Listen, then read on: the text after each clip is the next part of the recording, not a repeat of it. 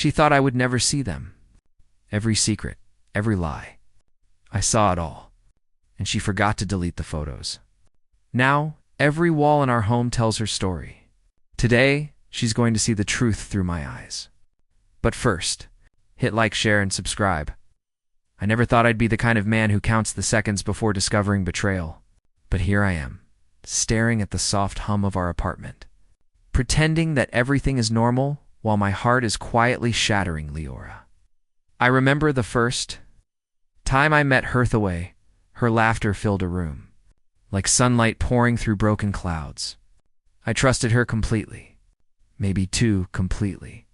We had a life most people envy. Simple dinners that turned into long conversations. Weekend getaways where we'd laugh until our stomachs hurt.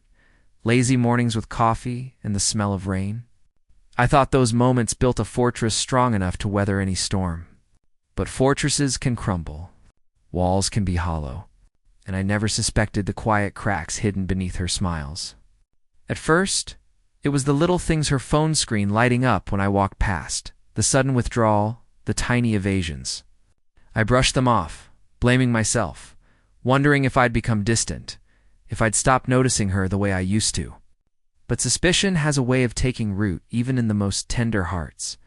It grows silently until it becomes impossible to ignore. And then I found it. The photos she forgot to delete. Just like that, the illusion shattered. Every carefully curated lie, every whispered excuse suddenly exploded before my eyes in stark, undeniable clarity.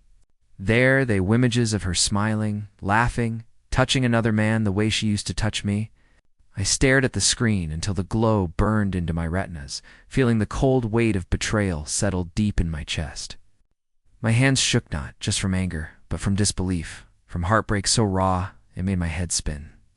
I wanted to scream. I wanted to throw things. I wanted the world to feel the jagged edge of this knife twisting in my chest.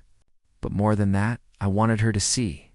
I wanted her to feel the shock, the shame, the realization that the world I'd built for us was being dismantled, not by fate, but by her choices. And as the storm of rage and hurt swirled inside me, a single thought crystallized. If she wanted to leave her secrets behind, she had made a fatal mistake by forgetting to erase them. I spent that night wide awake, the images replaying in my mind. Every laugh, every touch, every hidden moment of betrayal etched itself into my memory. I felt a cold clarity take hold. This wasn't just about confrontation. It was about karma. It was about making sure she understood that actions have consequences, and that the truth has a way of catching up, no matter how cleverly it's hidden. By morning, I wasn't just hurt anymore. I was focused, calculating. I could almost see the outcome unfolding before me. A story where she would finally meet the reflection of her own choices, framed in ways she could not escape. And deep down, I knew this was just the beginning. The quiet, simmering start of a reckoning she would never forget. The next morning felt heavier than any morning before. I woke up to sunlight spilling across the apartment, but it didn't warm me. It only highlighted the emptiness in the spaces she once filled with laughter.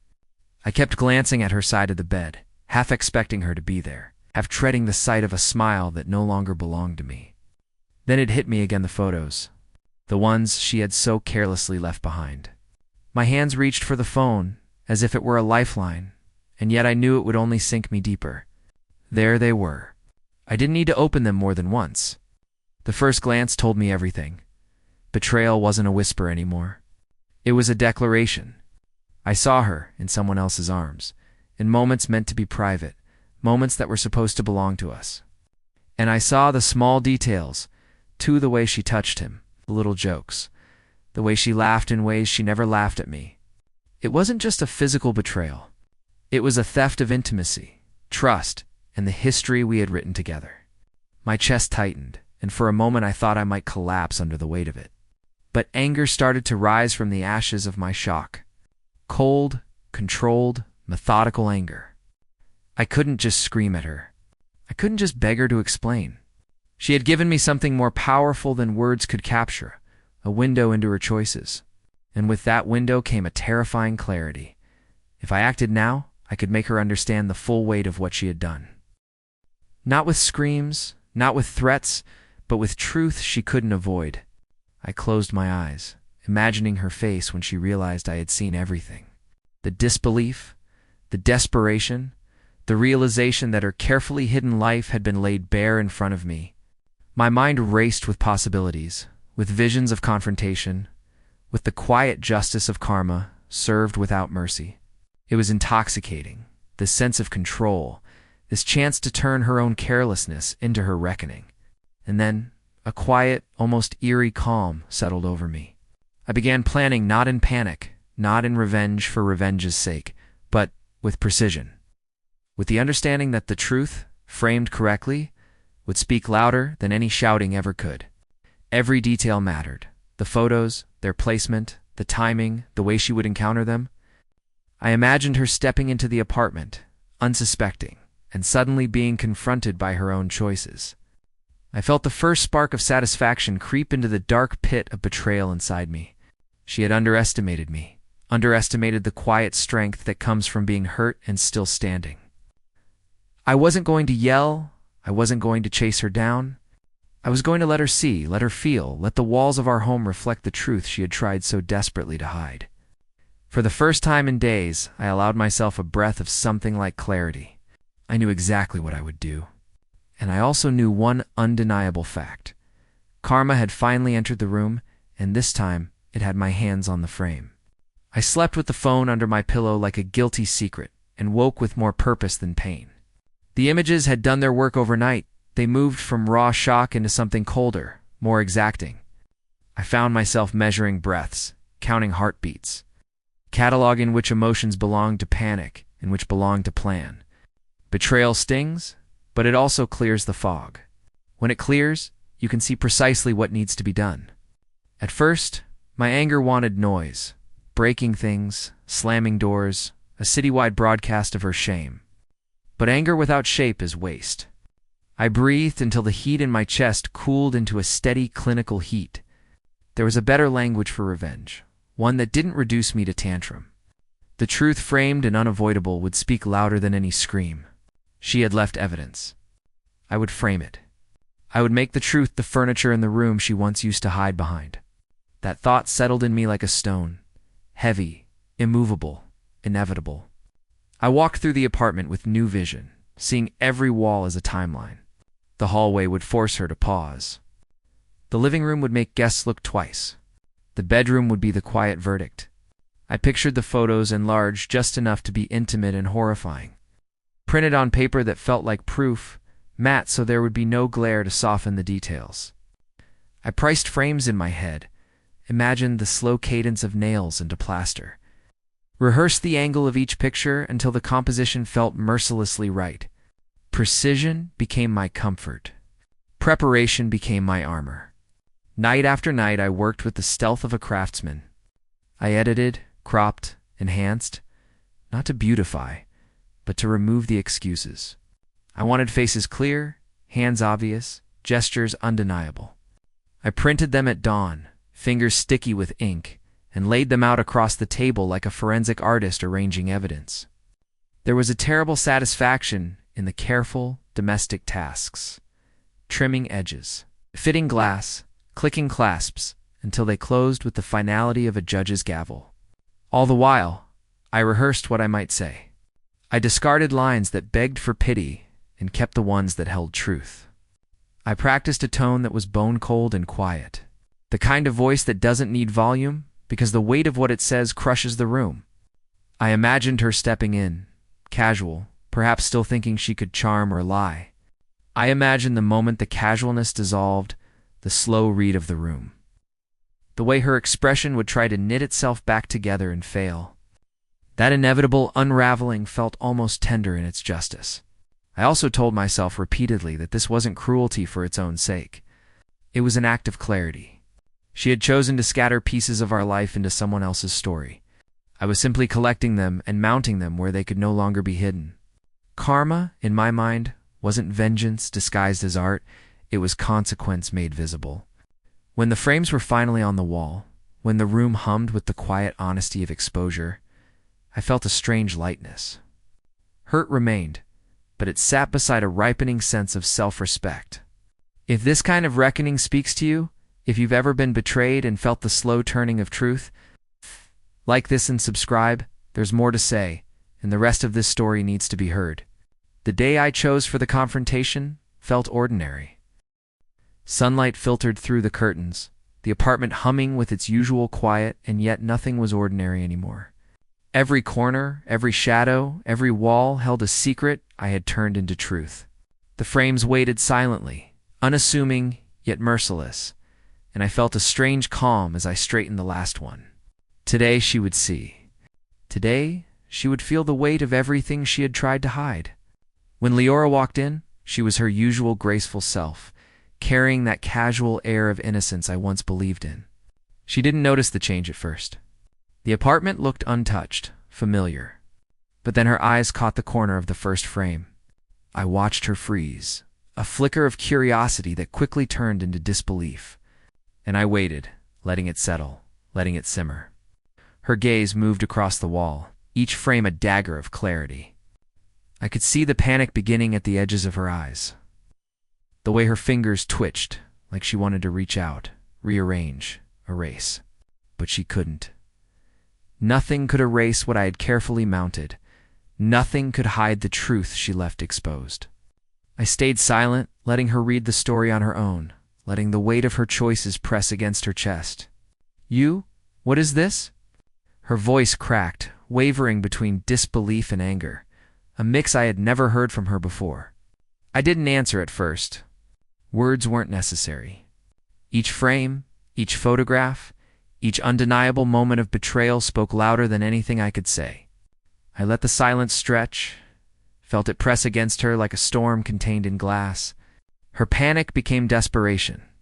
She reached for a frame, then froze, realizing that removing one wouldn't change the story. "Amend, please? I can explain," she begged, voice trembling, almost unrecognizable.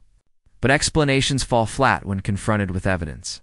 She had built her lies with confidence, assuming I would never notice, assuming she could control what she left behind. She had misjudged the consequences, and now the apartment itself was her verdict. I finally spoke, softly, calmly, in a tone that made the words land like a hammer. "You left your secrets behind. I didn't need to find them. They were waiting for you to forget them. And now they're here for you to see."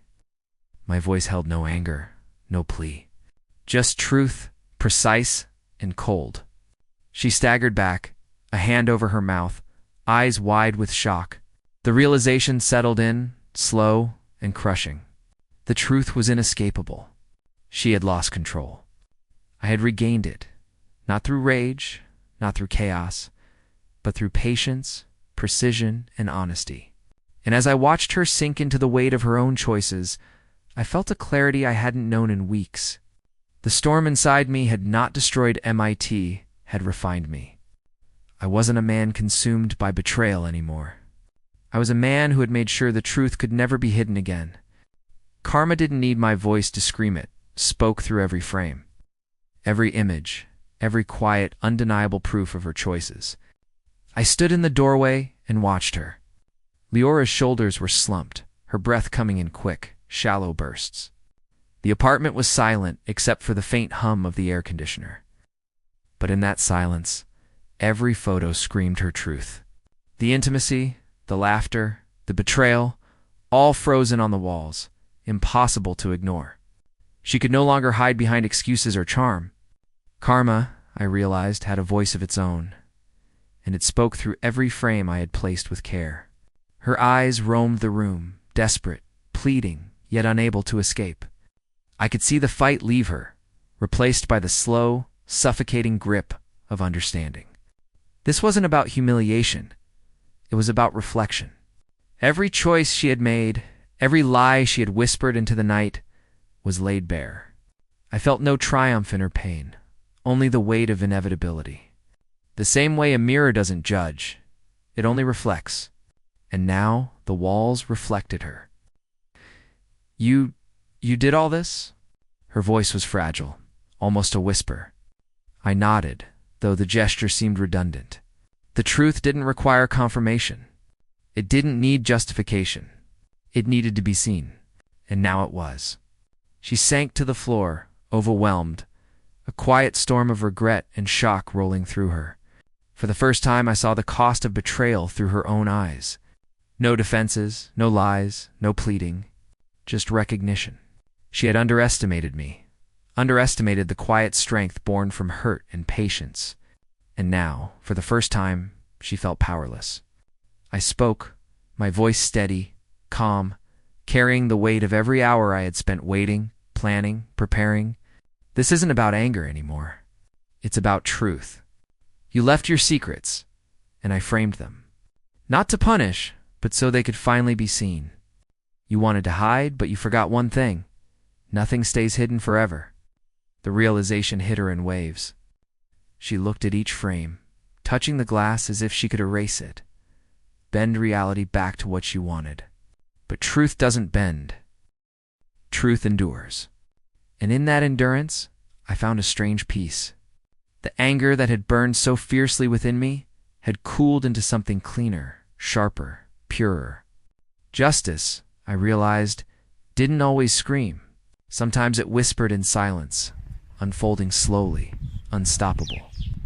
I turned toward the door, taking the first step out of the apartment and out of the storm she had created. Every frame, every photograph, every story she had left behind was now a testament, not to cruelty, but to consequence. I felt the weight lift from my chest as I walked into the sunlight, leaving her to face the truth on her own. The finality of it was beautiful in its clarity. She had been confronted, not by rage, but by inevitability. And in that quiet moment, I understood something vital. Karma isn't loud. It doesn't need to yell. It waits. It observes. And when the time comes, it delivers not as vengeance, but as clarity. The room behind me whispered that truth with every frame, every shadow, every detail I had laid bare. And I walked away, lighter, stronger, free. The apartment felt different after I left. Not empty exactly, but transformed. Each frame on the walls carried its message, her choices, her betrayals, the truth she could no longer deny. I didn't need to shout. I didn't need to make noise. The silence itself had done the work. Karma, I realized, doesn't need a hand to strike. It needs only truth, and I had given it form, shape, and unflinching clarity. I walked through the city streets afterward, the sunlight spilling over everything, feeling lighter with each step. For weeks I had carried the weight of betrayal in my chest, each beat a reminder of lies and stolen moments. Now, that weight had shifted. It hadn't disappeared, but it had changed shape from pain into resolution, from fury into clarity. I understood finally that closure isn't about breaking someone else. It's about reclaiming yourself. I thought about Leora, about the shock and shame I had left behind on the walls. I didn't feel glee, not truly. I felt the justice of truth made visible. There's a strange serenity in knowing that someone who underestimated you has nowhere to hide, nowhere to twist reality, nowhere to gaslight their way out. She had built her house of lies, and I had placed mirrors in every corner. The reflection didn't lie. It didn't forgive. It only revealed. I replayed the moments in my mind, the first flash of the photos. The calm planning, the confrontation, the slow realization on her face. Each memory held its weight, a reminder that patience and clarity often carry more power than anger. I had wanted revenge, yes, but what I delivered was more than that. It was truth. Framed and unavoidable, a consequence she had created with her own hands. And watching her realize it, letting it sink in fully, had been enough. That was justice. That was closure. By the time I reached my apartment, I realized how much lighter I felt. No lingering doubts, no lingering fear, no longing for answers I had already received. I had reclaimed my space, my peace, my dignity. The past would not follow me anymore. Karma had done its quiet, inevitable work, and I had witnessed it firsthand. The weight of betrayal had been transformed into a kind of freedom, harsh but honest. And as I opened the door, I felt the first real breath of release. I wasn't angry anymore. I wasn't broken anymore. I was whole. The city moved around me, oblivious to the small storms of private life it carried. But I moved within it differently, steady, composed, untouchable. Some would call it revenge. I called it clarity. Some would call it exposure. I called it truth. If you've ever been betrayed, if you've ever felt the suffocating weight of lies and deceit, know this. Karma has a way of speaking. Sometimes it whispers, sometimes it shouts, but it always finds its mark. And when it does, all you can do is step back, breathe, and let it be. Life doesn't need to punish for you. Life simply balances itself. So remember, truth always finds a way to the surface. And when it does, there's nothing more powerful, more final, more freeing than witnessing it, quietly, inevitably, beautifully. If this story resonated with you, make sure to like, share, and subscribe. There's more to be told, and the world needs to see that karma never forgets.